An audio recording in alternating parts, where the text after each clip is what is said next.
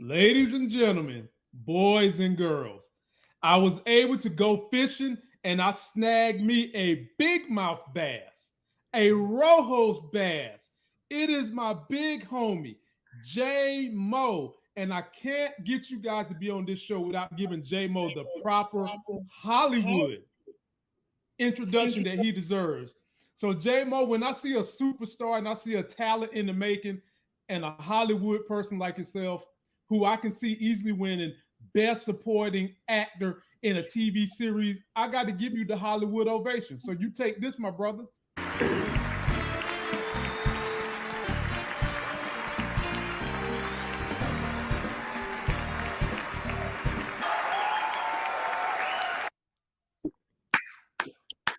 Hey, I like the way you think, man. Boys and girls, you don't need Michael Buffer when you got Lamont Black ass sitting here. Hailing from Chicago, the man who does not need legs to still kick ass. The man who is going to go take on Tommy as Rojas. You guys know him from his YouTube channel. I know him because he's my friend. Ladies and gentlemen, it's the big homie J Mo. Hey, what's up, everybody? How you doing, brother Jay? All good, all good. Good to be here. How has life been treating you now that everybody has had a chance to see your acting chops on the big screen? Well, it's kind of weird in a way because filmed this about a year ago, and so this is like something that's kind of old, but then it's new at the same time. And other shows that I have been on is not as popular with, the people that follow us. So they didn't see that, but a lot more people saw Power. A lot of people watch Power that are friends of mine or that follow us than other shows that I was on. So, it's kind of, funny in a way that everybody, hits you up out the blue now and says they saw you or, whatever the case. So, but it's a lot of fun. It's cool, man. Well, I'm happy to see you, my brother, representing, holding it down. And MCU, I know some of y'all watch my show. I know y'all do because y'all hit me up on Instagram. All I got to say is it's damn near time we switch up Magneto and make him a brother. And this is the brother, excuse me, not Magneto, Professor X. This is the man to take Professor X in the MCU to the next level, my brother J Mo. So make him authentic. Yeah, make him real authentic and classic. Right. So right. Jay, everybody has an origin story, and with you, it's a matter of how did you get into the industry? What was it that got you into acting? I found an old clip of J Mo, ladies and gentlemen, and I just want to know from Jay, is this part of what helped catapult you into the entertainment industry? Take a look at this, Jay. Thanks for the applause. Thanks. No need to stand. I won't. So, appreciate it. Life's crazy, I'm getting older, getting fatter, getting whiter. It's like I'm a Republican. Didn't know that would be my future. In case y'all didn't know, I'm in a chair, it kind of sucks, but not for the normal reasons, the obvious reasons. It's because of the things people say and the things you can't do anymore. Like, some of the things I can't do is, like, I can't go, like, to the state fair. Like, people is walking around, eating snacks, delicious foods, just good. I can't go around just driving, rolling up the spots with food. I look like the mascot for Meals on Wheels, just rolling around, just eating shit. It's not a good look, Sometimes I go places and some of the things people will say is I go somewhere and it's busy and they'll say, oh, okay, just take a seat over there. Really? Don't you see I take a seat everywhere I go? What the hell I want to take your seat for?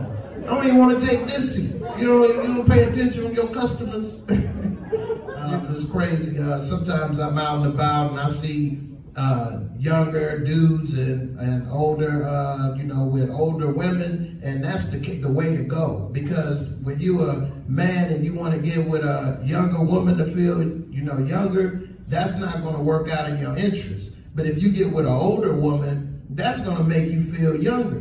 Get you a woman that still cook with lard. Still use a VCR, got Donahue, Murder, She Wrote, all on standby. And when it comes to sex, she take them teeth out. Come on, baby, I got some dessert for you now, sugar. Come on. So, ladies and gentlemen, the man is a stage comedian. So, Jay, as part of your origin story, is comedy something that kind of got you some gigs in acting? Yeah, definitely. I mean, being quick-witted and just training your mind to remember, a lot of stuff and be able to recall. And then growing up in Chicago, people used to try to, talk about you or tease you or whatever the case. And you can't just fight everybody. So, you got to learn how to get quick-witted yourself and be able to say things back. And then you got to get good enough where people know not to say nothing, or else you're going to have it reversed and everybody laughing at them. So, right. Eventually after doing that for so long, it became natural. Also like working in school plays and things like that, getting good at that and going to school, Columbia College, Chicago and stuff like that. And then, studying music as well as some acting and things like that. I always kind of tried to get into it. So getting small roles here and there, was just something I tried to do. So, yeah, but stand-up comedy, you start doing it at so young, jokes back and forth that I didn't think of it as, some way of performing. It was just like something you did to like kind of get back at those that's coming for you, and then as you get older, you like, man, I can do something with this. Like everybody, more people like this, more people think it's funny, and so then you start to perform on stage and do other things.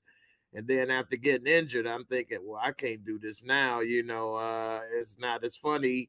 Nobody want to laugh at, they feel sorry for you or whatever. But then I say, well, no, I could use that and, just talk about the experience and stuff, and, from Richard Pryor to others, they always talk about their life experience and their material. So I say, well, I definitely got a lot more things to talk about now, so I might as well use it. So, it is what it is. Make the most out of what you got in life. You can't talk yourself out. We talk ourselves out of more things than we should in life. So I try not to do that, Wow. Way to go, man. Ladies and gentlemen, pure inspiration. My man had something that could possibly drive some people into just a life of being destitute, sitting in the bed eating cookies. J. Mo said, no, I will not be defined by injuries that can define someone else. I will define my pathway. And he kept doing this comedy. And then he catapulted that into getting some acting gigs. So, Jay, the question I have for you is this. In your experience so far, which one has been tougher for you to go through? Acting or doing stage stand-up in comedy? Well, they both have their difficulties, but the acting difficulty is the long hours. Right. A lot of people may see something and see it as entertainment or a show is 1 hour, but like each scene or something could have been a 14-hour day or something, 12, 14, 16-hour day, depending on if you count when you got up in the morning to when you went to bed and all of that. And see, with my injury, just sitting up long periods of time is actually painful. It's not just being up long days. It's because of that, because it's a back injury. So sitting up for long 12, 14-hour days is like very difficult and painful. The comedy side is difficult because your audience is right in front of you. It's not like YouTube where you don't see the people you talking to a camera, and yeah, people could type some stuff, but you know, you could just whatever, you can choose to ignore or whatever, respond to a type, where somebody's sitting right in your face looking at you like, all right, make me laugh. You know, that's a lot different, you know, and then you got to memorize your script, your material. You can't come up reading a piece of paper. I had a joke. You can't, you know, can't go up there doing that. That ain't definitely going to be funny. People are going to think, you know, this dude isn't even prepared. Yeah, I've seen people get roasted by the crowd. So, you know, definitely don't want to be heckled or any of that stuff. So, no, it's not as long of an hour, long hours. You know, I may spend 1 hour and, you know, that's it for the whole day with work. You do 1 hour of work a day, but that hour is very, you know, draining mentally, as far as the preparation and, you know, overcoming the audience and things. But as you get to do it more, then, you know, the audience become part of your act and you get to, you know, embrace it, and it's not as bad. But you know, they both have their difficulties, you know. Absolutely, man. And I think anyone who's followed you on your social media journey, YouTube journey, if they didn't know you was a comedian, they know you had the kind of caliber jokes to be a comedian. And now they're also starting to see that you have been able to be someone who can display his art, not just in being a comedian, but also in a drama role in a TV show. And now, ladies and gentlemen, this man's film credits go back to 1999 when he was in Universal Soldier: The Return, all the way up till just this past year when he was in a little show called Work in Progress. He played Eli. And I got a clip of that to show you guys just how well this brother can act on top of what you've already seen from Power Book Force. Take a look at young Jay in here putting the hammer down. And ladies and gentlemen, he hit that chick with his classic J Mo laugh too at the end. Boom, drop the mic. Yeah, boy, you got all the research and clips, man. That's what's up, man. Hey, man, you always tease me about being on time. You always tease me about the research, bro. I'm a professional at this thing, man. I'm gonna make sure my people look great when they come up here and sit with me, and I give you my 2 laugh guarantee. If I don't make you laugh twice, I will buy you one of my top 5 favorite stocks. That's the guarantee I give to any celebrity that sit on my electronic couch right here with Life Games. So you already done lost that bet. You done laughed like 5 times. So, but in any event, Jay, talk to the people about your journey to Work in Progress. How did you get that role? What was your mindset when you got the opportunity, and what made you take that opportunity? Yeah, well, my agent had contacted me and said that this would be a good role for me, and so what I, you know, had to do was audition. And first I auditioned with like the casting directors and things, and then I auditioned with the cast with you know, Abby and the casting directors and the, you know, executive producer. And the executive producer is Lily Wachowski, who is, you know, one of the creators of The Matrix. And so they executive produced this show. And so after, you know, those interviews and auditions, they seemed to like it, and I got the part, and it kind of happened kind of fast. And then, you know, we filmed it in Chicago, and I was in 4 episodes, and next thing you know, I was at their office, and they had all the Matrix memorabilia. Morpheus chair was there, and, you know, Academy Awards and movie posters and all kind of stuff. They had you know, everything in there. It was just really cool office, and you know, all the, if you love the Matrix, the first couple movies, you know, first 3 movies, you would have loved to be in there. Models of you know, different things that they created, from the gun to the Sentinels to all that stuff. So it was real cool. And you know, next thing you know, I filmed that actually at the same time as filming Power. So I had to go from one day, you know, working in the prison to the next, you know, working in an office. and you know, it was a lot of fun.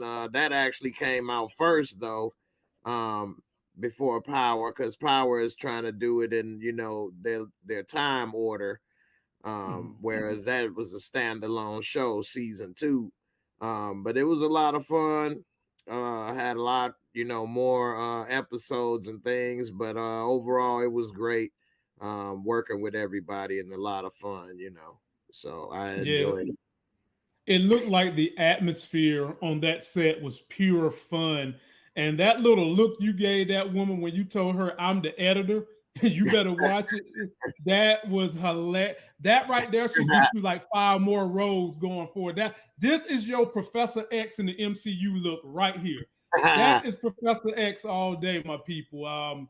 And shout out to my super chatters, Buzz. I see you. And ladies and gentlemen, don't be scared.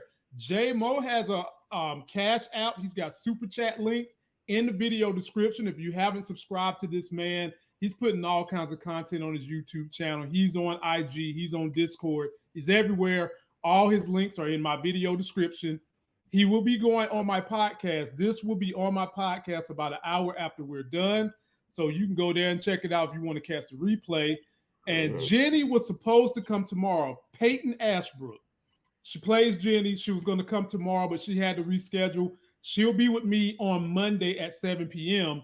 But for those of you that ever need some legal advice or you need a good attorney, I have the real trial attorney that has worked on some big cases right there in the DMV area. Eddie Lanford is coming to be with me on Friday at 9 p.m. Let you guys know when you might need a trial attorney and what's real versus what's fake in TV in terms of what would happen in the courtroom.